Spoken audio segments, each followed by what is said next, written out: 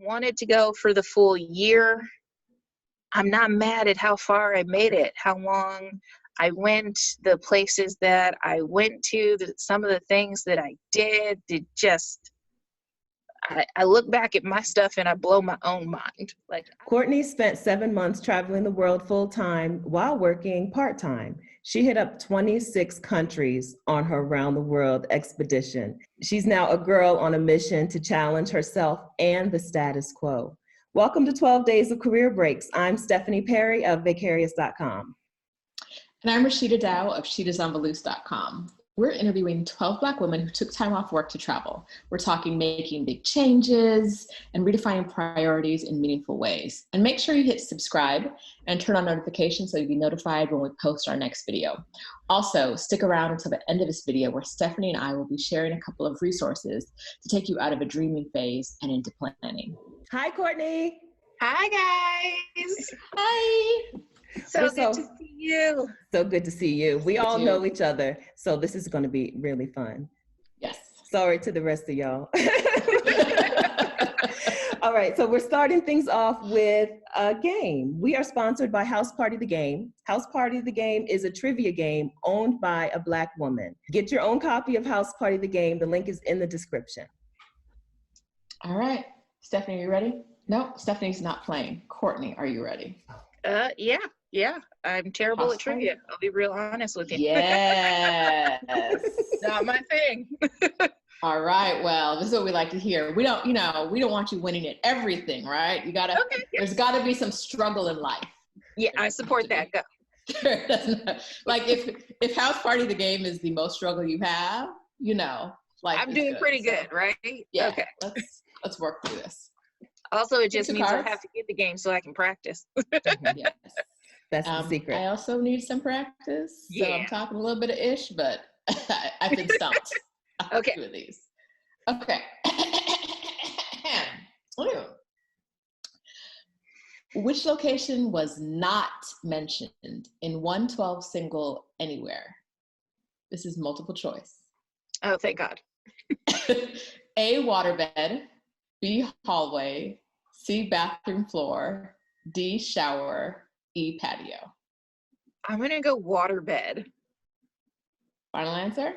Final answer. Stephanie? I agree with this answer. Boo! Boo! Are you kidding? A waterbed doesn't sound freaky enough. 112 was getting a freak on the waterbed. They were not doing the nasty on the bathroom floor, which for me, preferable because it's germ. Yes. Good looking out, 112. The best one out of all of them. That face. She has a chance. I believe. Okay. All right. On September 7th, 1996, Tupac was shot and later died in Las Vegas on his way to a championship match for which heavyweight boxer? Bonus point if you also know who the opponent to the heavyweight boxer was. Oh. Is he really, really famous? Like, should this be pretty like, yeah, you got this? You can take a hint from, Stephanie's allowed to give hints. Okay, hit me with a hint. Yes. So great, just yes. Yes. All right. The first heavyweight boxer you're thinking of. Mike Tyson? Woo! Yeah. Your face. Yes. You got that. Do you know who his opponent was? Point, girl, you don't need it. I think it was, I'm going to guess Trevor Berbick. Was it Berbick? Bruce Sheldon. Never heard of him. Have you heard his name? Steph? Yeah. Selden, right? No H, Selden. Sheldon with an H, according to. I think it's wrong. I think that's wrong. We'll take that out. I'm pretty sure it's Bruce Selden. I might do my Googles later. Stephanie is right. It is Bruce Selden. Stephanie just stumped the game. She's the national champion. Yeah, I'm like, that's like 5 bonus points for you right there. Right? Because I was like, that's not a real person. And she was like, no, it's Selden. Solid game though. I like that. Yes, it is. Okay, Courtney, like me, your gap year wasn't like a major vision quest where you were out soul searching. Everybody always asks, like, did you find yourself while you were out there? I don't want to mock that, because there is, you know, every time you take a long break and you get to spend time with yourself, you do learn new things about yourself. But it's okay to travel just for the sake of seeing the world. Yeah, and that's what I kept telling people. I was just like, I do understand that there are people that do it for those reasons, but I was not lost. I just needed a break. I was unhappy, and I needed a hard reset to get back to my happy place. And that's what this trip was. Me trying to get back to my happy place. So how did you decide that a trip was the thing that was going to do that for you?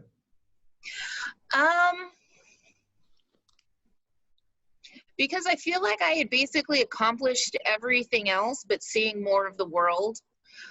It's always been on my list of things to do, not like to see all of the world, but there were places that I wanted to go and check out. And, you know, it's one of those things where if you go, if not now, when? And I finally said, no, now is now. You know, I had finished both my master's degrees in 3 years working full time. And as soon as I was done with that, I was just working full time. And I got tired. Mm-hmm. I did. I got tired, and the place where I get rest most of the time is on a trip. And for as tired as I was, you know, I needed that much more of a trip. Like 2 weeks was definitely not going to cut it. You know, running up here away to Seattle was not going to cut it. I needed to go further. I needed, you know, that separation. I needed that space that you can only get when you're out and about in the world. So how long did you spend planning? Once you decided this is the thing I need to do for myself, how long did it take for you to actually do it?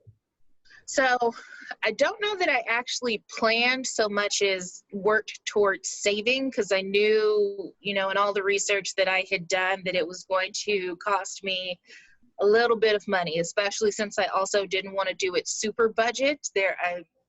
I am my mother's child, in that, you know, for me to be able to sleep, I need to sleep someplace where I feel safe and comfortable. And that was not going to be in a hostel, in a dorm room with 8 other people, and my things hopefully locked in a box that someone wasn't going to break into. Mm-hmm. So, you know, I was always on a quest for, you know, a hotel that was, you know, kind of nice, with a bed and a room to myself, etc., something affordable. So most of my planning was just financial.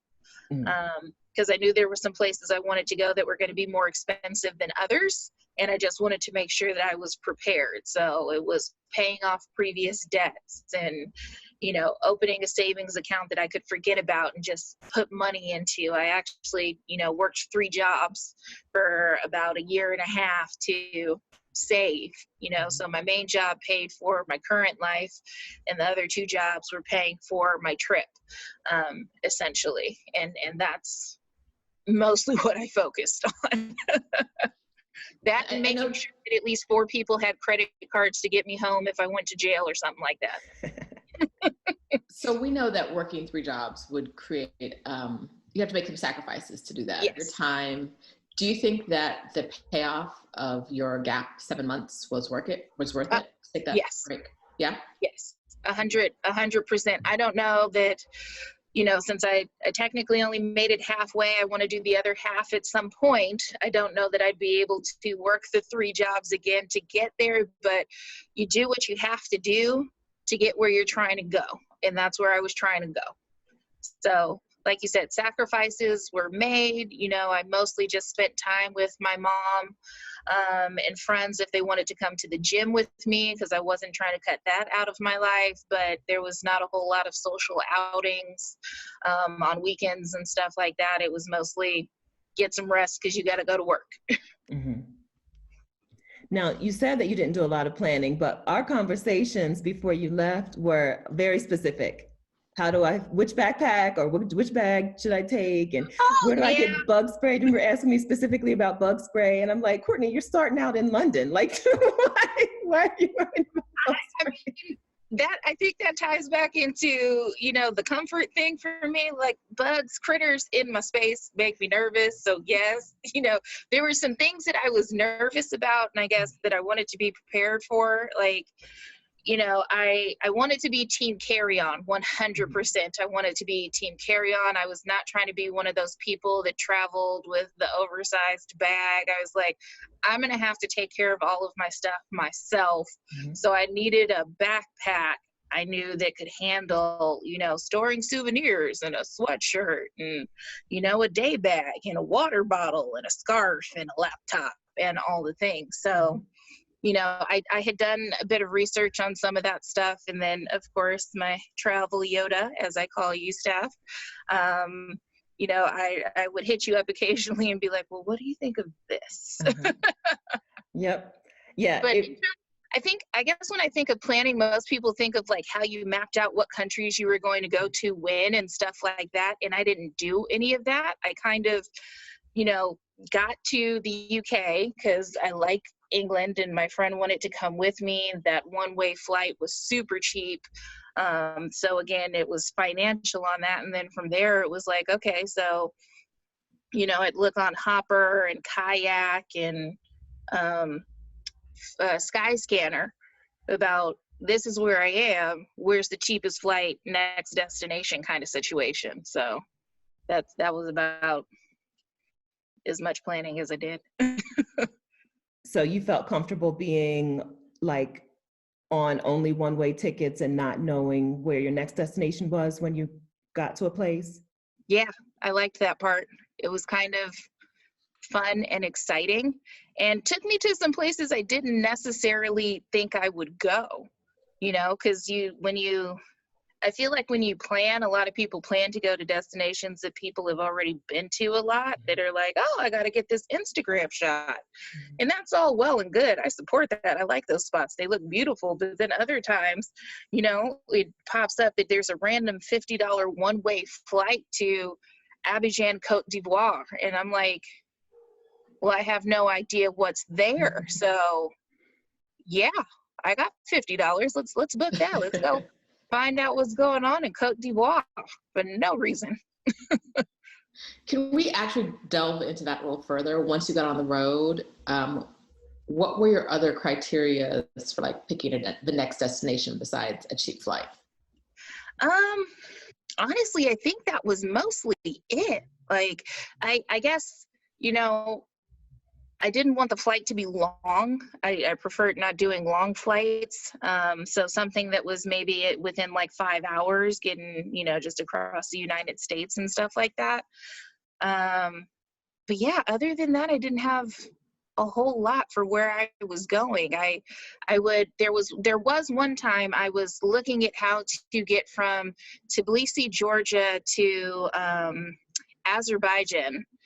Baku, Azerbaijan, and there was a train that, you know, did that journey. It looked really cool and stuff, but I don't know, I had Googled that flight, and then, you know how Big Brother watches you and starts, you know, telling you stuff like these are things, and I saw something about, you know, women in Azerbaijan, and I was like, okay, well, that makes me a little nervous. Yeah. You know, so let me do a little bit more research. So I guess at certain points, concerns about safety as a solo female traveler popped in, but that wasn't always my biggest thing. I feel like you should be able to go anywhere, and as long as you are aware of yourself and not just doing, you know, stupid things, you should be fine. I like to look up. So I did a little bit of that. When I first left, I thought I knew exactly what route I was going to take, and then once I got out, I was like, let's wing it. But what I would look at is people. So mostly people would tell me, locals or other travelers would be like, oh, you should go to this place next. And I would just look for a place. If I could find a good accommodation in my budget, I would just go. If I couldn't find a good accommodation in my budget, most of the time I skipped it because I didn't want to go over. But that was pretty much my criteria. Is it above 70 degrees Fahrenheit? And can I find accommodation for $16 to $24 per night? Yeah, I technically had a budget that I did not stick to 98% of the time. So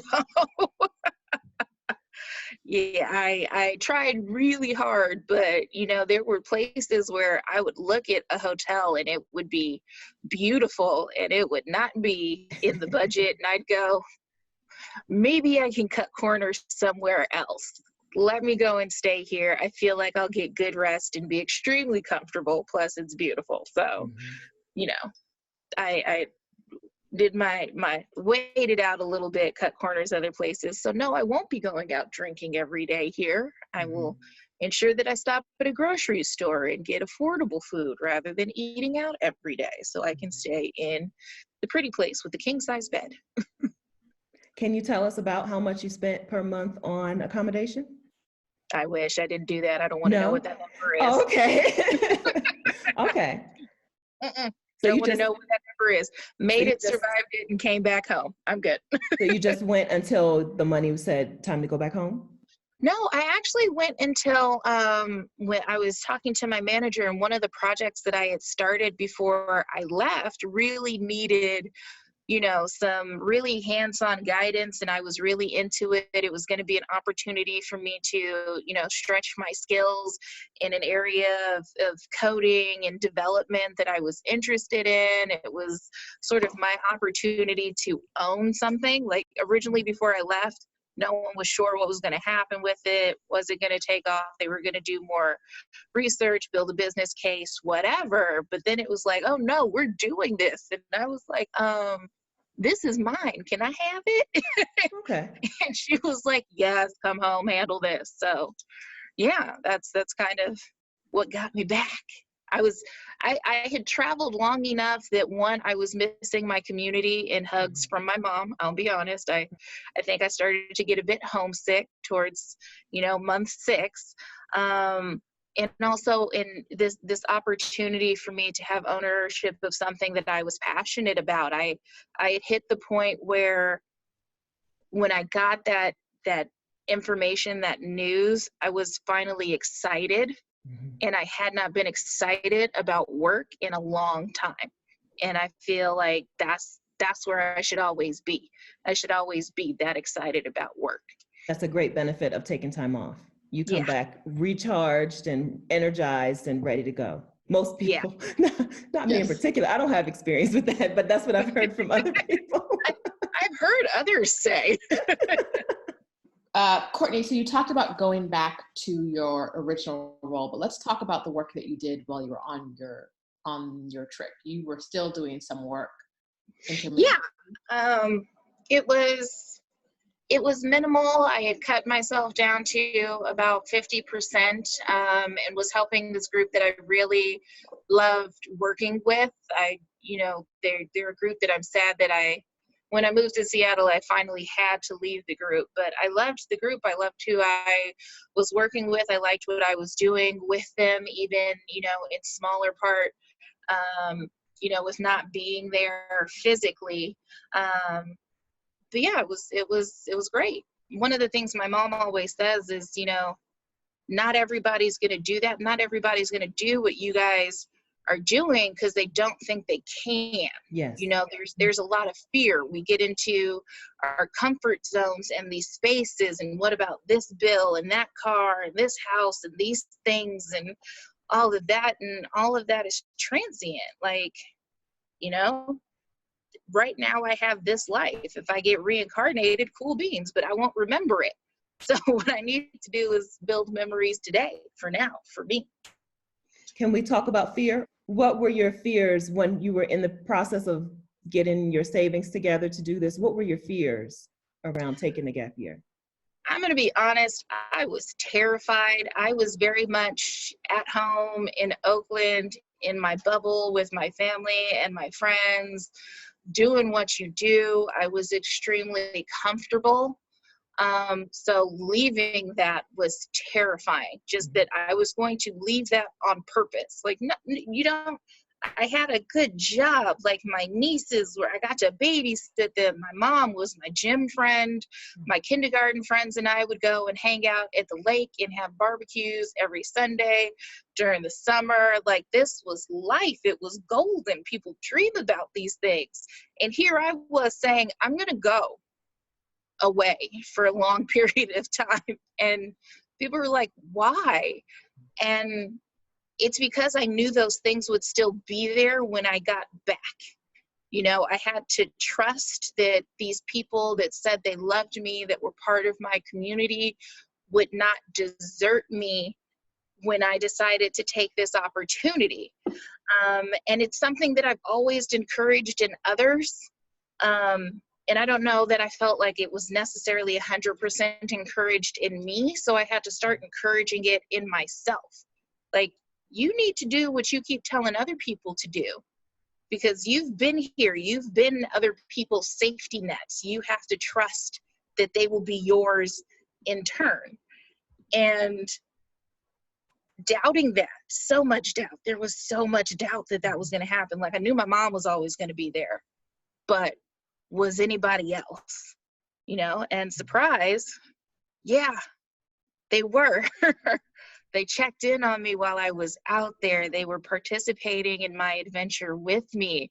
A couple of my older aunties got on social media so they could take this journey with me that they had never, you know, thought to do for themselves. They're like, this is amazing. And then I started realizing, yes, I'm doing it for myself, but maybe I'm doing it for, you know, the women in my family before me who never had this chance, because that's what we're supposed to be, right? You know, my mom gave me this, and I tell her I blame her for that adventure. On my 16th birthday, I think, was it 16? She gave me this frame with a saying in it that said, dearest daughter, I gave you greater wings so you could fly higher. How can I not live that as my truth? Like, she did everything she could do so I could go and take that adventure, so I could go and be this person that I am. And it made me grateful. While I was out there, I started to fear less. I felt bolder because I knew they were with me. And it was amazing. Do you remember when you told your mom that you were going to do this, that you were going to take this gap year or this trip? What was her initial reaction? Yeah, her initial reaction was, I'm going to miss you, but go.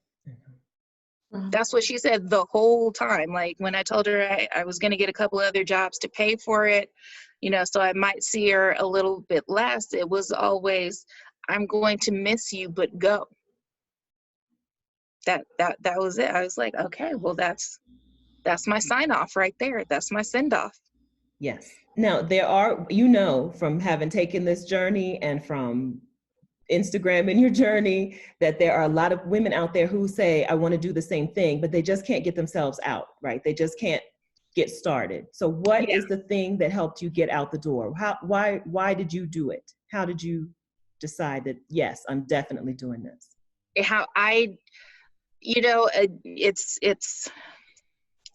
It's weird to compare it to addiction, but you know how when people are addicted, they say that thing about you have to hit your rock bottom. You know, you yourself have to be done and want to help yourself before other people can help you. I felt like I had hit, you know, that bottom for me. I was done. I was done. I was burnt out. I was tired. I was angry. I was becoming disillusioned, jaded, unmotivated, all of the things, and I did not like that space.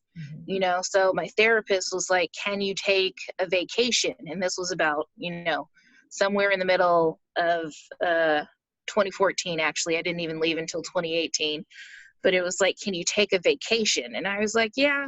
You know, I went on vacation. I think I went to the Dominican Republic for a week and a half, and that was nice. And I came back and it was instantly back in that same headspace. Like, no amount of vacations was clearing my head, was making this better. I was like, something needs a significant change.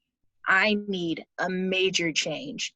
And, you know, I kept seeing all the non-Black people out there traveling the world and stuff like that. And I remembered my rugby coach who was from New Zealand and just traveling all the time. And I was like, how do you do that? Like, do you have a job? Like, how do you have a job? Things like that.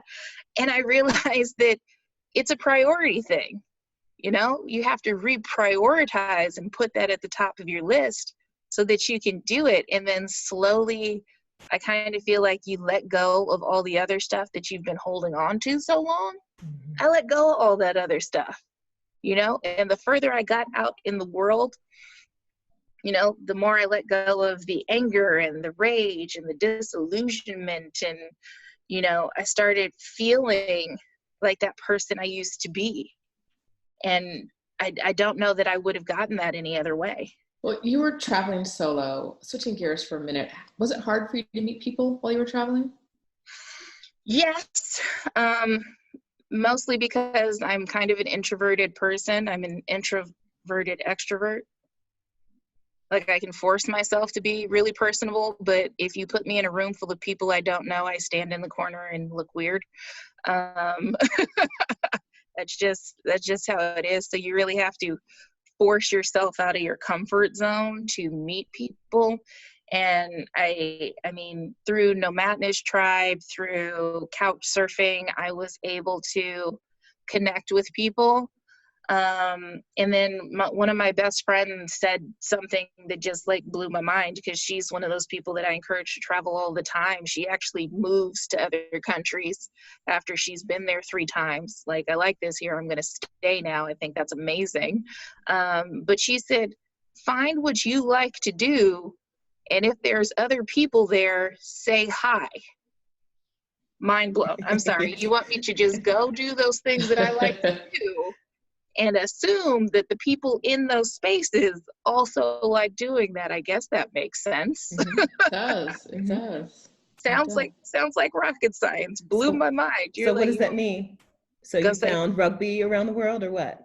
I did find rugby. I found rugby in various places. So yes, I specifically took rugby gear so, that community could find me. But it was also like, I like wine tasting and whiskey tasting.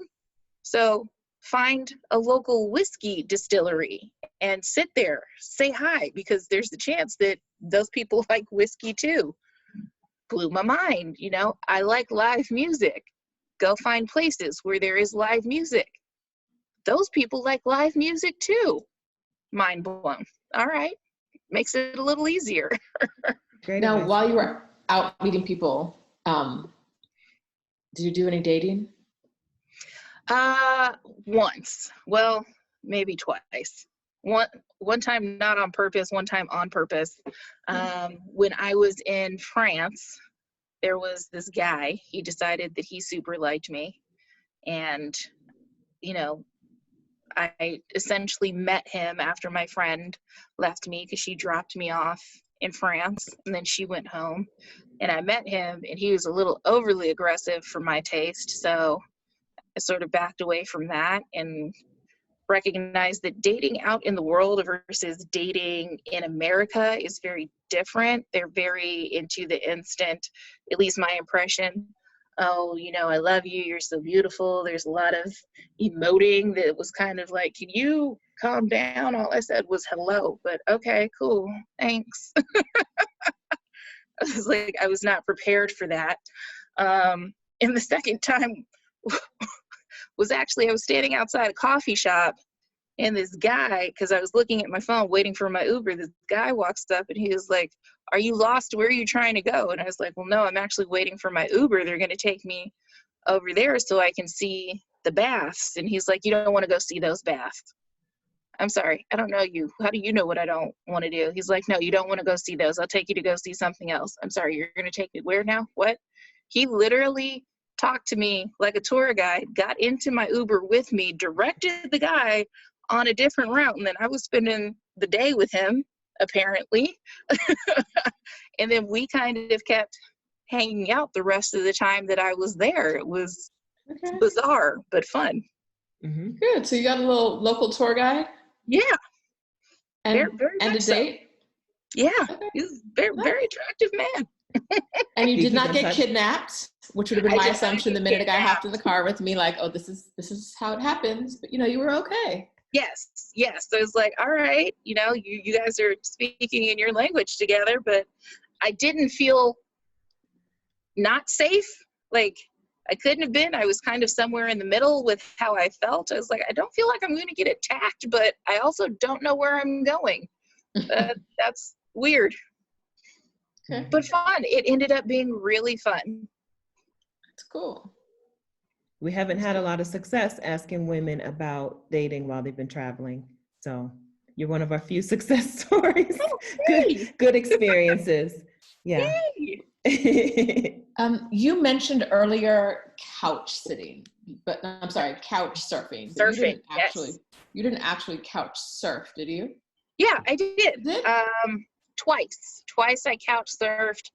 Both times, amazing experience. I still talk to those people. They are fantastic, and I just felt so blessed to meet them. I actually gave one of them a shout out on my Facebook yesterday, Raisa. I met her in Cote d'Ivoire. That $50 flight I took to a place that I had no idea why I was going. I met her there.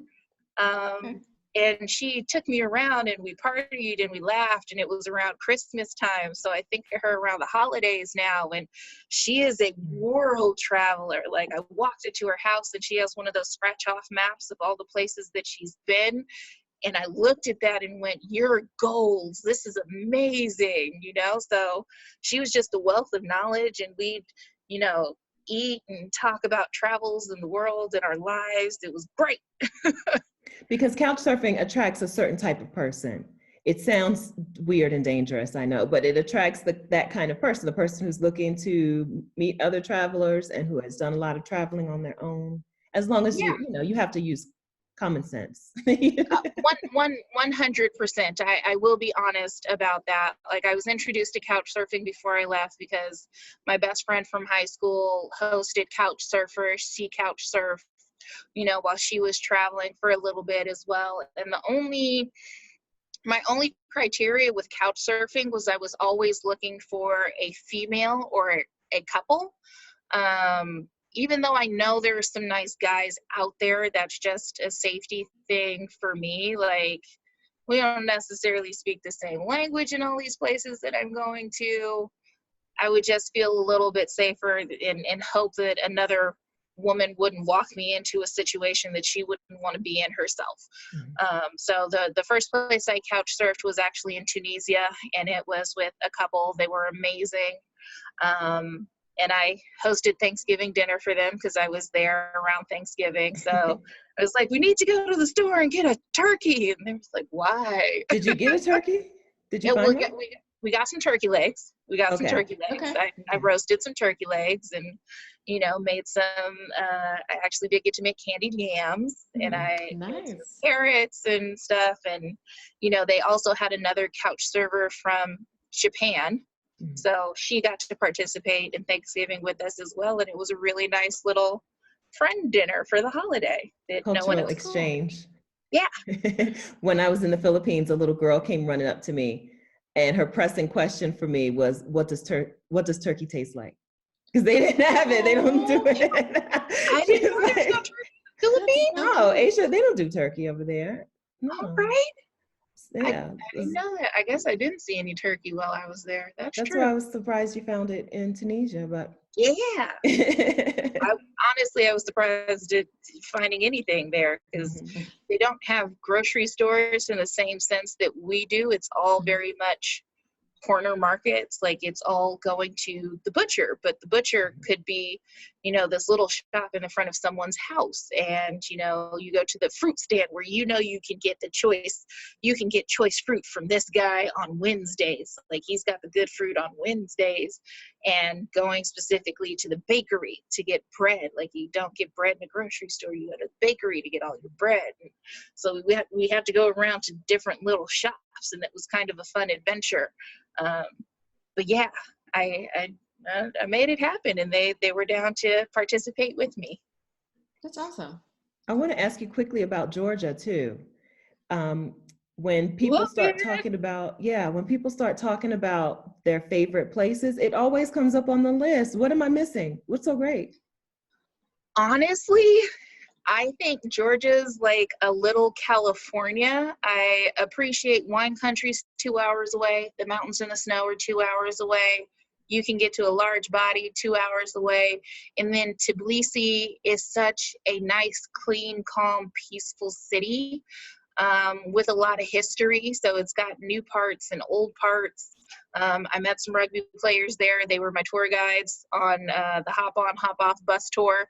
So it was a training session, and the guy that was training was a rugby player, you know, and was talking about the Georgian team. I didn't even know they had a team. It was like, this is amazing.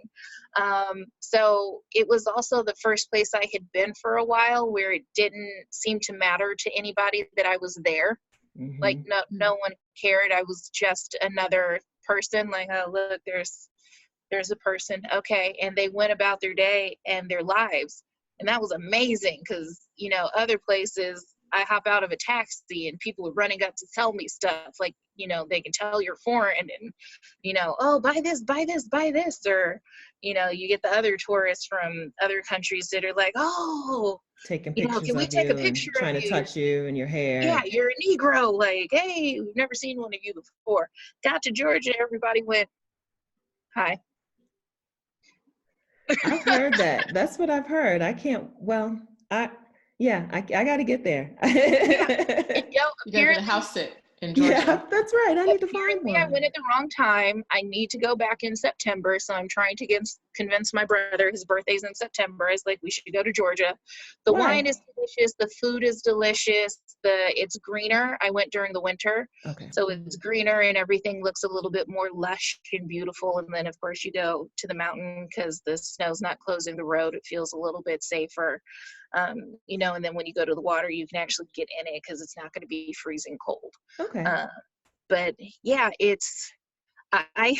I liked Georgia so much. It was the only place where usually I stayed in one place from like Sunday to Saturday, mm-hmm. and then transitioned to whatever my next spot was going to be.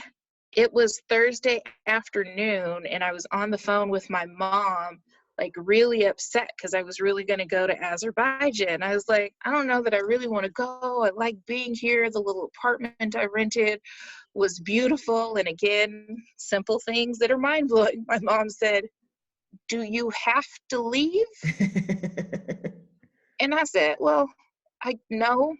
Like there's nothing waiting for me at this next destination. I was just going to keep it moving. She's like, then don't go. So I stayed 2 weeks there and loved it. Had a beautiful time. Found a nail shop where I got the best mani-pedi I've ever had in my life. Dated my man friend for the week.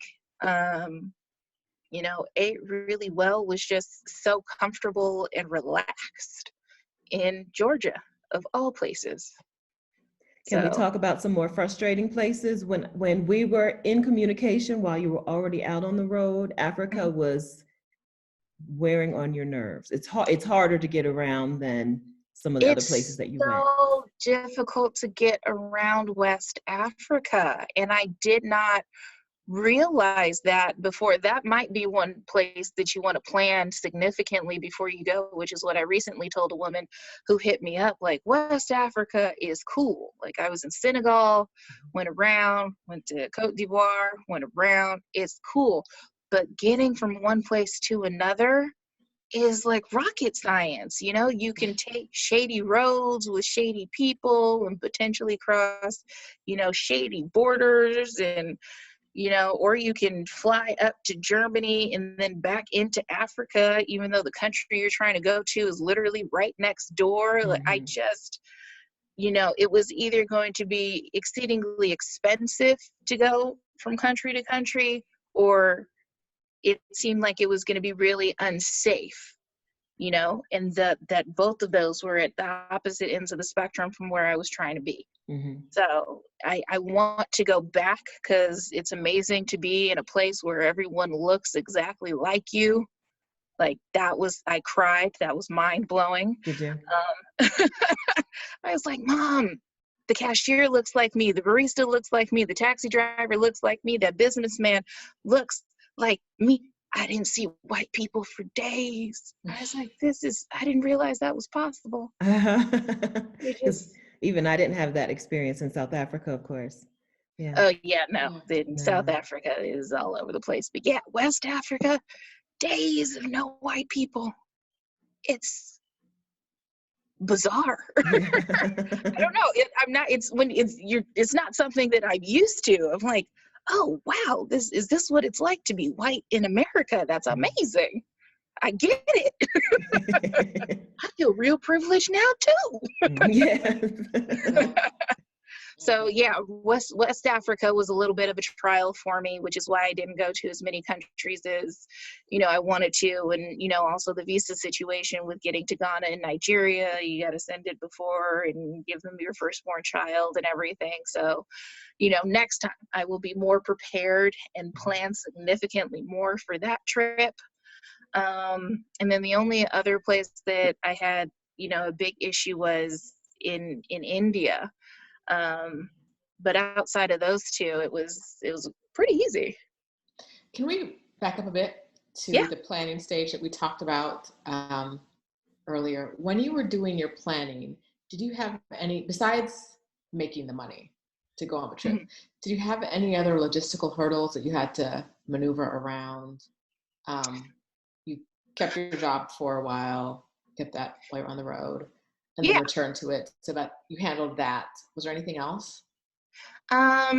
Yeah, upon reentry, finding some place to live. Again, I got very lucky with my community. My friend had a 2-bedroom and his roommate was moving out around the same time that I was coming back. So that was convenient. And during that interim, I had another friend who bought a house that had a fantastic guest room. I was like, you guys should turn this into a hotel. I'd never leave. So that's, again, me appreciating my community and just how I needed to trust more that they would step up for me, because they totally did. It was great. Okay. So sounds like you gave up the housing that you had before. Yeah, I didn't want to deal with that. I lived in an amazing spot. Everybody loved my apartment, but I had also gotten in before, rent started getting crazy in the Bay Area. So I was paying a significantly lower price at the time that I was going to be leaving. The guy that owned my building was selling it to a company, and you know how that goes. Like, they were all, no sublets, no pets, no none of this, because of course what they want to do is, get you out so they can hike up the price, which I'm pretty sure they did. So it was going to cause more stress on me to try and figure out how to make this work for someone else than to just let it go. And just let it go. So yeah, I did. I gave my car to my mom. I gave up my apartment. I sold most of the stuff that I could sell, donated everything else that I didn't need, because I did not realize I had accumulated so much stuff.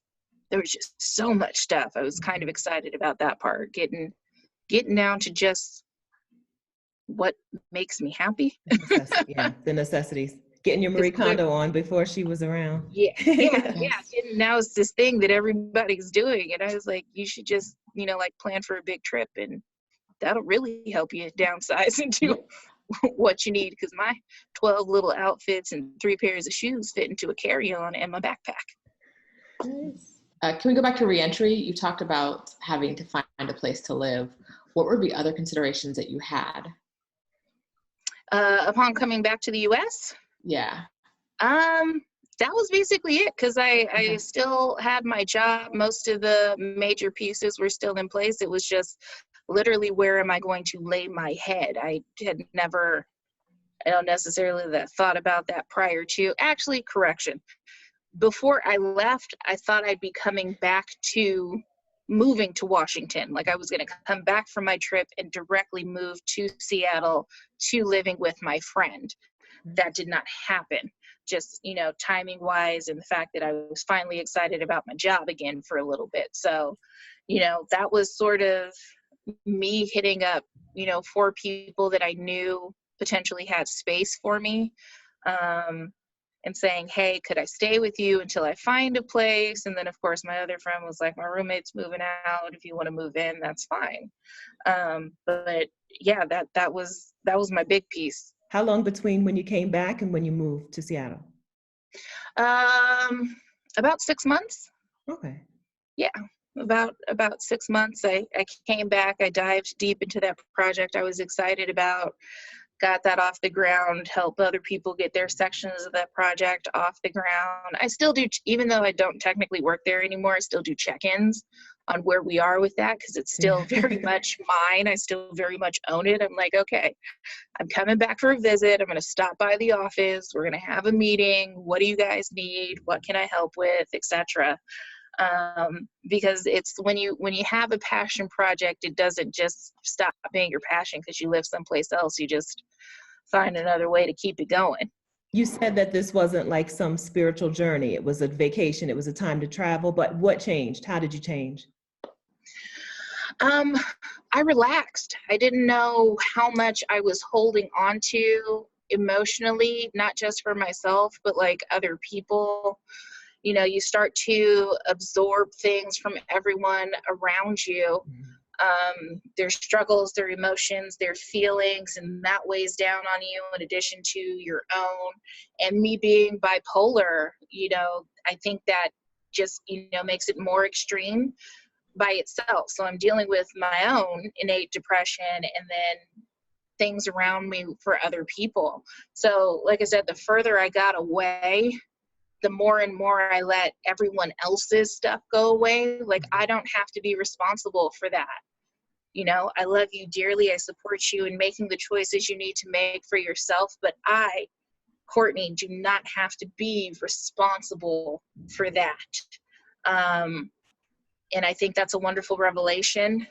And in continuing to remind myself of that, it allowed me to have more fun while I was traveling and continue to just leave that behind, which was weighing me down. Like I kept telling myself, you brought a backpack and a carry-on. What is all this other luggage that you take it with you? You know, and it was all the emotional luggage, all the baggage from, you know, all the things that were frustrating me, that were making me tired. And I didn't have those every day anymore. So why was I still holding on to that? You know, you let those pieces trickle as you go. You don't have to answer this question. What did you do about bipolar medication while you traveled? Actually, I don't take medication. I'm in therapy, and that's been keeping me pretty even keel for the most part. Although I do recognize that this transition to Washington has been a little bit more of a struggle. So I am looking into finding a therapist up here to provide me that outlet. So I did have some emergency medication with me just in case, but I was also kind of blessed that my therapist at the time said she'd be willing to do Skype sessions if I really needed them, that I could email her if I really needed to. And I did hit her up about 3 times while I was out there at certain points, definitely after my friend left, because then I was actually alone for the first time traveling by myself. A little scary, didn't think it was going to be, actually terrified. And she just reminded me of why I was out there and what I was doing this for, because it was supposed to be about me, not, you know, my friend. And I was like, that's a solid point. So, you know, spurring me on to do that. And if I hadn't been able to do that, I'm not 100% sure how it would have gone. So, you know, with all the therapy apps that are out now, I think it'd be significantly easier. I don't use any of them, but, you know, if you're in therapy before you travel, I think that's one thing you should plan for, figuring out how to continue that as you go, because it's not like being on the road is going to make anything easier. If anything, it makes it more difficult. And you're going to want to have that support. So so the bad days, we don't talk very much about that. The bad days when you're traveling long term can get really dark if you don't have, you know, a support system, if you don't have a plan for it. Some people feel like when they feel like this while they're traveling, they're doing something wrong and there's something wrong with them. It's just part of it. It goes along with everybody has bad days. Whether you're home or not, everybody has bad days. And so it just feels different when the expectation that you have and perhaps others have as well, is that you're living like the time of your life. This is the best thing ever. And I think sometimes those can make your bad days even harder, because like you don't feel like getting out of bed, but like a sight you want to see is right outside. You know what I mean? Like it's a mile down the road, but you're like, I just want to lay in this bed for 2 days. And that contrast. Did we talk about that when I was in Porto? I think we had that conversation about me being in Porto and just not feeling it. Like I was not about that life. I stayed in my Airbnb for 2 days, but here's the thing that I did, which I appreciate when we have these, real conversations, is I actually posted my bad days. I'm not just out here, like you said, having the time of my life. I posted that I was in Porto and had not left my bed for 2 days. The sun was shining in. It looked beautiful outside. I'm pretty sure life was being lived, but I couldn't participate in it. Like that was not where my head and my heart was, and I wasn't going to force myself to have to. I mean, benefits of being out in the world by yourself. You don't have to do anything. So, Courtney, do you have any advice for women who are considering doing the same thing you did, taking the leap into the great unknown?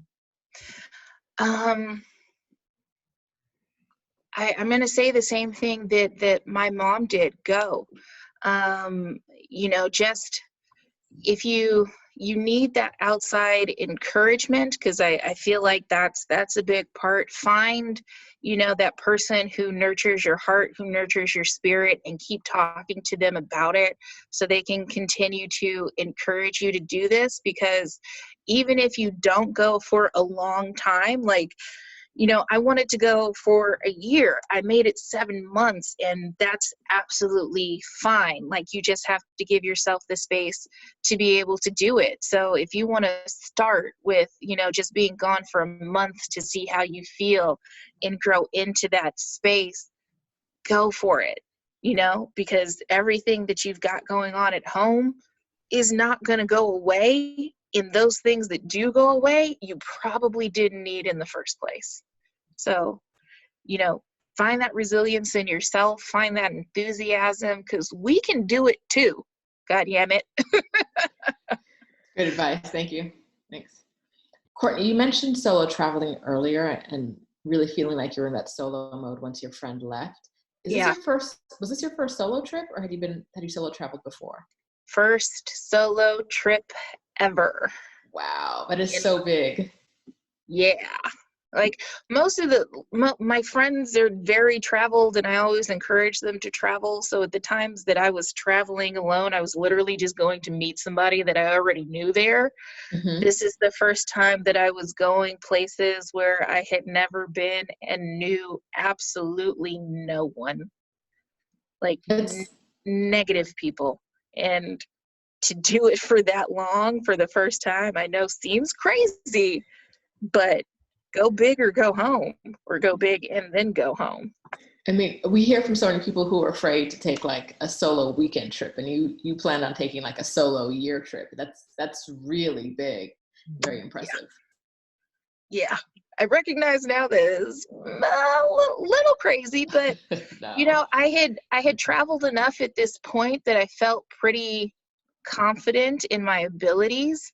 Like I think it'd be even crazier if my first trip ever was out about in the world by myself. But this was not my first trip ever out and about in the world. It was just the first time that I was going to do it alone. And I guess I felt skilled enough to be able to handle it, and safe enough that, again, before I left, 4 people had credit cards to get me home in case anything happened. I felt safe in my abilities to return to my comfort zone if I needed to. So like I said, while I wanted to go for the full year, I'm not mad at how far I made it, how long I went, the places that I went to, some of the things that I did. I look back at my stuff and I blow my own mind. Like, I don't even stalk other people's world adventures now. I just look back through my phone. It was awesome. Like, yeah, that's me. I was there. You did a lot. You rode a camel. You did a lot, Courtney. Yeah. I'm going to cut to the video of Courtney riding a camel. Yeah. Things people should warn you about. It is There's always not that one thing. It's not like riding a horse. That is Yeah. And that was when I was traveling with my friend in Egypt. I went to go see her play rugby in Dubai, and she had more time off afterwards. So she came with me to Egypt. She's extremely adventurous and, does like rock climbing and wants to do all the things. And she was like, let's ride camels. And I went, oh, yeah, that everybody looks like they're having a good time. Lies. Those things are tall. It's like, just sit on top of this skyscraper that's moving and feel like you're safe holding on to almost nothing. Okay. With the world's most adorable 11-year-old boy singing No Woman, No Cry because I have locks, and that is the only song he knows by a dark person with locks. That's so cute. This would only happen to me. No woman, no cry. Smile, smile, happy. No woman. Excuse me, tiny child. How old are you? It helped though, didn't it? Just a little bit. No. Come on. I just spent the rest of the time yelling at him, going, I will cry if I want to. This is terrifying. Okay, if you're still watching, you are seriously considering taking a gap year. Rashida and I have some resources for you, okay? The links to these are in the description. I have a list of 10 inspiring books that will make you quit your job. Click the link in the description. They're gonna help you see this as more of a possibility and open up your eyes to what creative and personal outlets you might be able to enjoy if you actually had some time to yourself. The link is in the description. And I provide a resource called the Complete Gap Year Planning Checklist, and it will take you through the steps you need to plan a sabbatical if you're interested. And if you're here, as long as we've been going, you're probably very interested. So if you want to know how to go about your planning process, where to start, what to think of, go ahead in the link in the description. Got a place for you to start. I will co-sign to that checklist because even though I saw it after I took my trip, I was like, oh, yeah, this would have been helpful. Mm-hmm. Everything you need. Come get it. Yes. Come get it. I will co-sign. I appreciate the preparation of you two in my travels and being my resources. Like, Shida, I only saw you on Instagram in the book and you were already out there doing it, and then realized that we were coming from the same area trying to do the same things. It was amazing. And then Travel Yoda, as I refer to you forever and for always, you just being there for me during my trips on WhatsApp and stuff like that. It was great. I was like, I felt together because of you two, literally, you two. We're here, people. Support. Teamwork is the key. Yes. We definitely appreciate that. But community is nothing without you. So to have community, we need people like you who've been through it, who've experienced it, and who are willing to talk to other people about their experiences. So we definitely appreciate this. Please tell everybody who wants to follow you where they can connect with you. You can connect with me on Instagram at justmegeorgie. If you want to check out the first part of my trip, it's at notthattypeofblackperson.blogspot.com. You can check out my thoughts and trials and tribulations in the first part of my trip. And of course, the link is in the description. Courtney, thank you so much for being here. Thank you so much for sharing your story. So many women are going to see this as a possibility for themselves now, just because we're here talking today. So thank you. We appreciate you so much. And we still got to meet up in Mexico. I'm still waiting for that. One day. It's a day. Yes, it's still on the list. Over tequila or mezcal. Mezcal for me, please. I will take both.